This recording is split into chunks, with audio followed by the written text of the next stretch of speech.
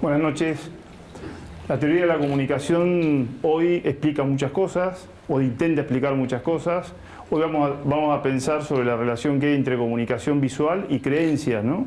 Es decir, ¿puede una imagen producir una creencia? ¿Puede una imagen hacernos que creamos en algo, que tengamos fe en algo? Lo que vamos a hacer es pensar la relación que hay entre imagen, en cómo percibimos las imágenes y en el contexto que vivimos, cultural y social, para que las imágenes puedan entrar en el conocimiento de la vida cotidiana.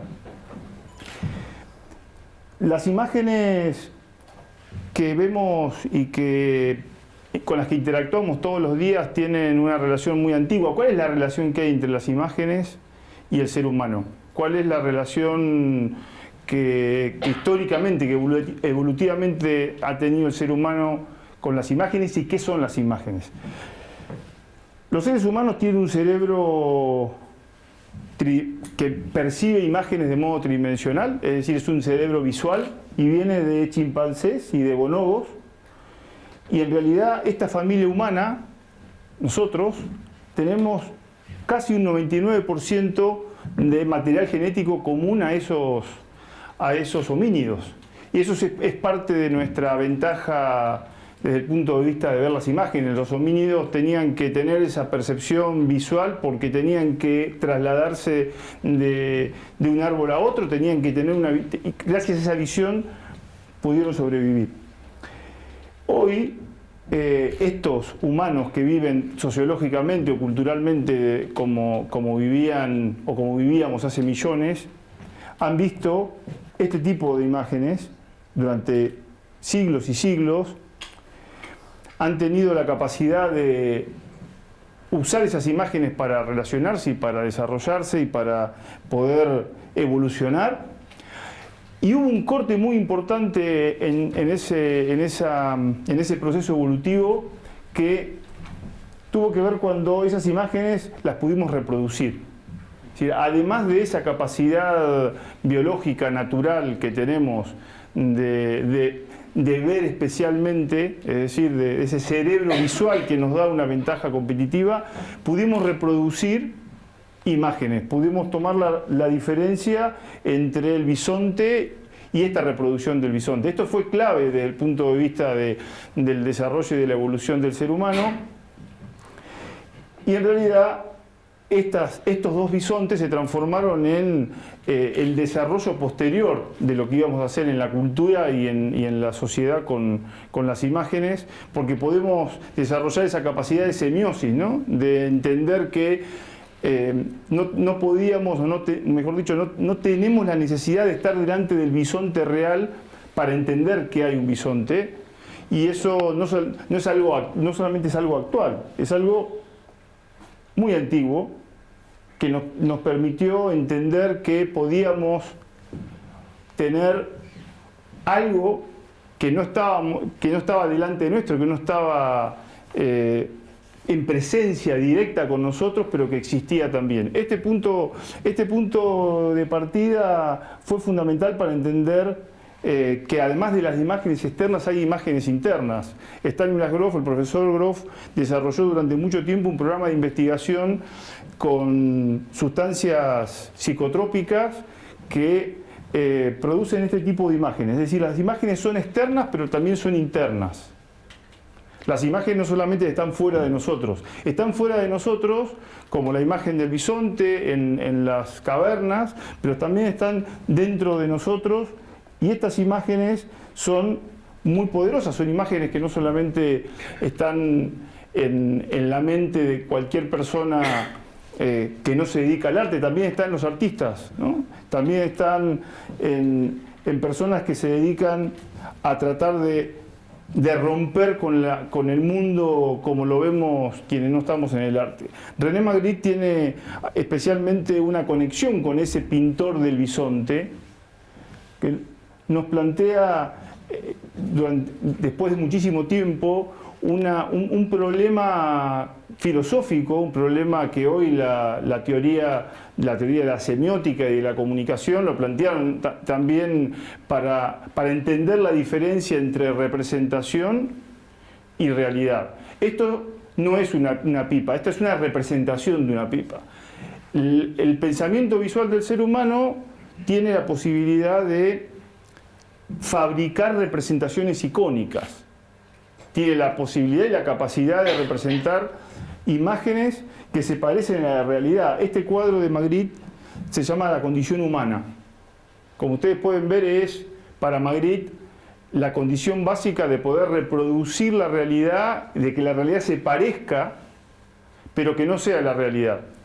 ¿Creemos en esta realidad? ¿Cuál es la realidad en la que más creemos? ¿La realidad del cuadro o la realidad que hace el soporte o de referencia del cuadro? Me parece que el mundo de hoy con las imágenes evoluciona de una manera que tal vez Magritte no se lo esperaba, ¿no? En la ficción también nos pone delante cuáles van a ser los dilemas que nos tenemos que plantear con la imagen. La tecnología va a entrar en el cerebro, por eso empecé hablando del cerebro visual. El cerebro visual es lo que de alguna manera nos caracteriza como seres humanos, y un chip inserto en nuestro cerebro nos va a hacer ver imágenes, nos va a hacer reconstruir la realidad que no teníamos. ¿Cuál es el proceso de fabricación de esas representaciones icónicas? Ese proceso de representación tiene tres momentos importantes. Uno es la imitación. Quien aparece en el cuadro es Alberto Durero, uno de los pintores más importantes de la historia del arte y de la pintura occidental. Durero durante mucho tiempo nos conectó con esta bestia, con este animal, ¿no? Durante muchísimo tiempo la mayoría de quienes estaban interesados por la zoología pensaban que un rinoceronte era así, y un rinoceronte no es así. Evidentemente hoy sabemos que esta es una fotografía más realista. El primer proceso importante de fabricación de una imagen es la imitación. Es lo icónico específicamente, hacer que la representación se parezca a la realidad. Claro, lo que sucede es que no siempre usamos representaciones visuales que sean solamente imitativas. Esto es arbitrario, además de imitativo.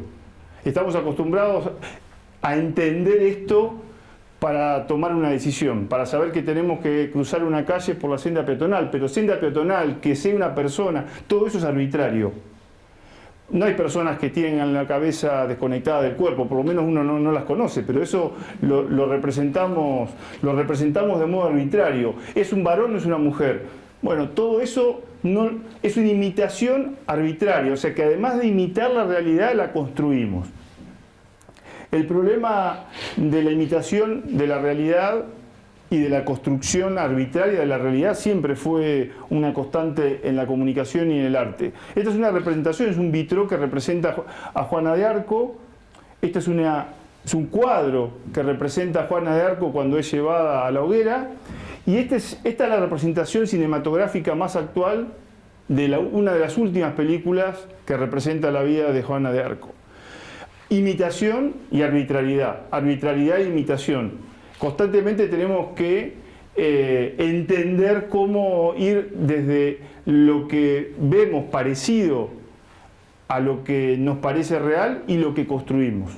Ahora, el tercer proceso es algo muchísimo más, yo diría, algo mucho más importante desde el punto de vista de los efectos, que es la simbolización. Esta imagen de Ernesto Che Guevara se transformó en un símbolo. ¿Por qué se transformó en un símbolo?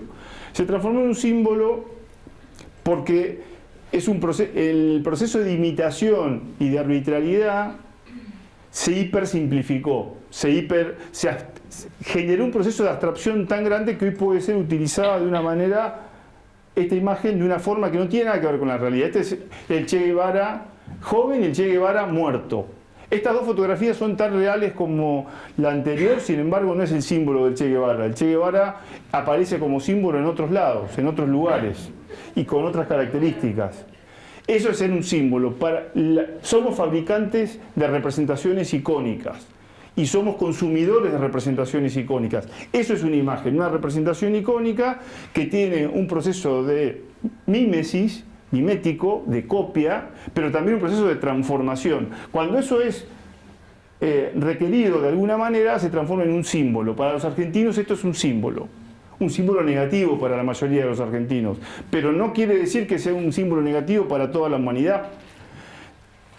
Y además estamos abstrayendo, porque acá hay dos personas saludándose. Todos sabemos qué representa estas dos personas y el impacto que puede tener esto para nuestro país. Sin embargo, para otros países, para otras sociedades, esto no es un símbolo como debería ser para nosotros. ¿Cómo percibimos estas imágenes? ¿De qué manera las vemos a estas imágenes? Las imágenes son representaciones icónicas, pero ¿cómo las percibimos y cómo las vemos? En realidad, este señor, que es un experto que se los recomiendo, para el que le interesa la historia del arte y entender las imágenes, dice que no vemos las imágenes. Nosotros no vemos imágenes, vemos lo que sabemos de las imágenes. Vemos a partir de lo que nos han contado, vemos a partir de lo que podemos conocer. Caravaggio, uno de los pintores también de mis preferidos. Yo no soy un experto en arte, pero sí soy un aficionado. A Caravaggio le piden una representación de San Mateo escribiendo el Evangelio.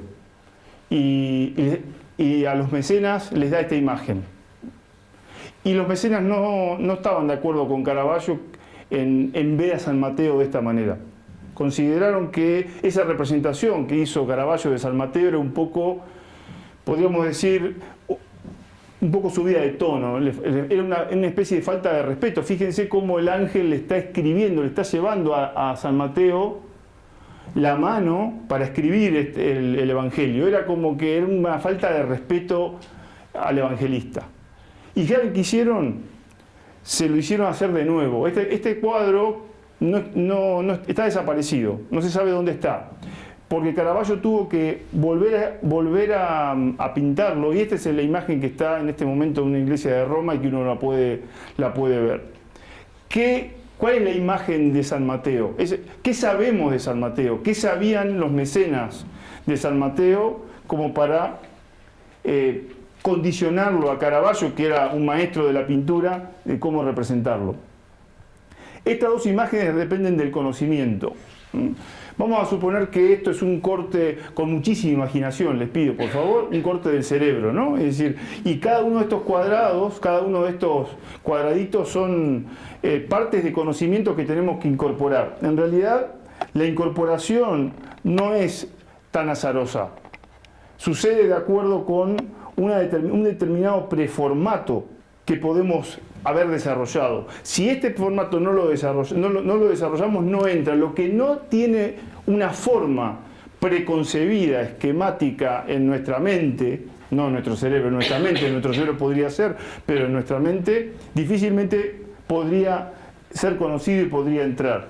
Esta imagen la vi en Bogotá y realmente me sorprendió. Es una representación de la Santísima Trinidad y es una imagen rara, me pareció una imagen rara, pero tenemos que tener una concepción de la Santísima Trinidad para poder entender la importancia de la imagen y para poder entender la especialidad o la especificidad que tiene esta imagen. Tercer punto para ir finalizando. Pero ¿cómo está determinada la percepción? ¿Cuál es el condicionamiento que tienen las imágenes? La producción, la circulación y el conocimiento de las imágenes. ¿Qué es lo que la condiciona? ¿Qué cosa determina ese proceso que estuvimos viendo de percepción de las imágenes, o sea, de las representaciones icónicas? La praxis social. La praxis social básicamente tiene como dos dimensiones: una acción dirigida y una acción no dirigida. La acción dirigida hoy se le dice marketing, se le dice propaganda, se le dice comunicación estratégica, se le dice de muchísimas maneras. Y la acción, pero también hay una acción no dirigida. Una acción no dirigida que tiene distintos impactos. Por lo menos tiene 4 procesos sociales de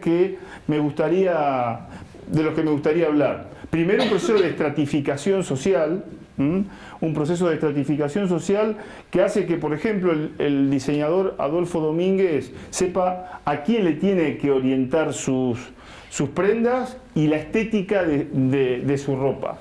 Es decir, las imágenes llegan estratificadas, no llegan estratificadas. No solamente hay una selección desde el punto de vista del emisor, hay una autosegregación, diría yo, hay una autoselección del propio receptor.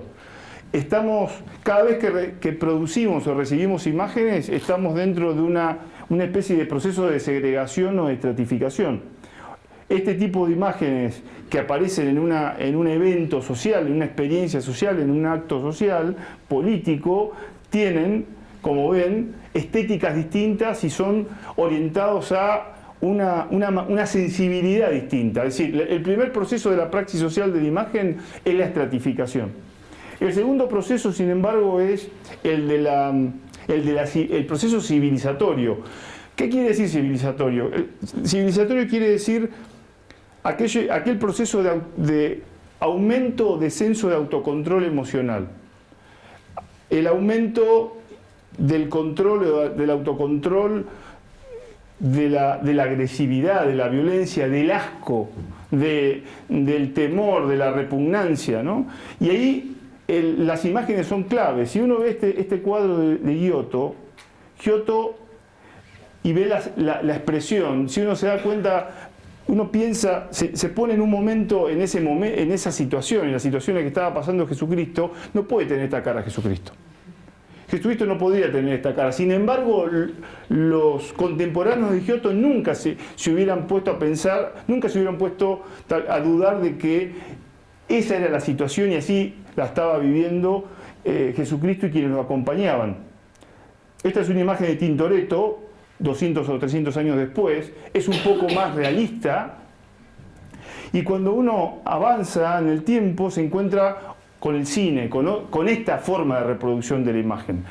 Esta es tal vez la representación de la pasión de Cristo más fuerte, que mayor autocontrol nos lleva a tener, porque es la que nos impacta mucho más. Yo he hecho talleres con esta imagen y las personas que han visto la película se dan vuelta ante la imagen, doblan la cara, tratan de no mirar porque lo que ven es muy realista y es la representación tal vez más realista de la pasión del Señor. El otro proceso es el de la mediatización, es decir, las imágenes no solamente están diferenciadas por estratos y por épocas en procesos civilizatorios, sino además por medios. No es lo mismo ver las imágenes en ese sistema de medios que en este sistema de medios. Y no es lo mismo ver las imágenes en este sistema de medios que en la época en donde los palacios eran medios y donde las catedrales eran medios. Estos son los medios que durante cientos de años Occidente hizo circular y recepcionó o consumió imágenes no solamente religiosas, sino también no religiosas. El último proceso es un proceso de institucionalización. Las imágenes tienen una función social. Este cuadro representa una guardia civil, una especie de policía que tenía Ámsterdam. Fíjense qué bien que están todos los personajes, cómo aparecen identificados, es decir, no hay ninguno que tapa al otro. Lo que pasaba era que cada uno pagó su aparición en la pintura. Fíjense qué bien que el pintor los representa, todos salen bien, todos salen muy lindos. Mi mujer quería que yo me ponga algo así, porque no salgo bien en las fotos, entonces que pague, me dijo que pague a ver si puedo tener una aparición con tanta calidad como tiene la guardia del Capitán Reilly. Es decir, hay que entender la imagen desde el punto de vista institucional. ¿Qué función tenía esta imagen? Además de ser arte, antes de ser arte, esta imagen pretendía mostrar cómo funcionaba la Guardia Civil en Ámsterdam. Y luego, en realidad, tenemos muchas imágenes institucionalizadas. El proceso de instalar a los Estados Unidos hace casi 50 años como el primer país del mundo en salir al espacio exterior es un proceso de institucionalización, es un proceso de establecer por medio de imágenes que nos quedan muy insertas este tipo de proceso.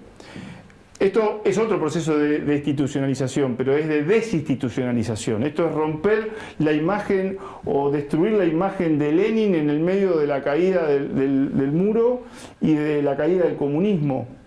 Este es el proceso de desinstitucionalización de Saddam Hussein con el momento en que las tropas americanas tomaban Bagdad. Es decir, la gestión de la imagen implica también un proceso de institucionalización social y político.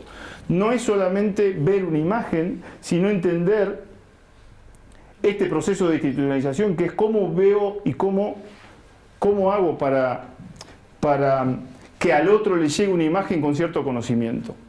En definitiva, las imágenes son percibidas de acuerdo con lo que conocemos, y lo que conocemos depende de un proceso social. Depende de una praxis. Estas imágenes no solamente van a poder tener un lugar en la medida en que puedan entrar en los esquemas mentales que tenemos, y los esquemas mentales que tenemos dependen de un proceso social. ¿Cómo hace una imagen para transformarnos y para que creamos en ella y para que creamos en algo más? Una imagen debe ser parte de un sistema social, debe ser parte de un sistema cultural, debe estar instalada como forma de conocimiento, no solamente como algo que vemos. Muchísimas gracias.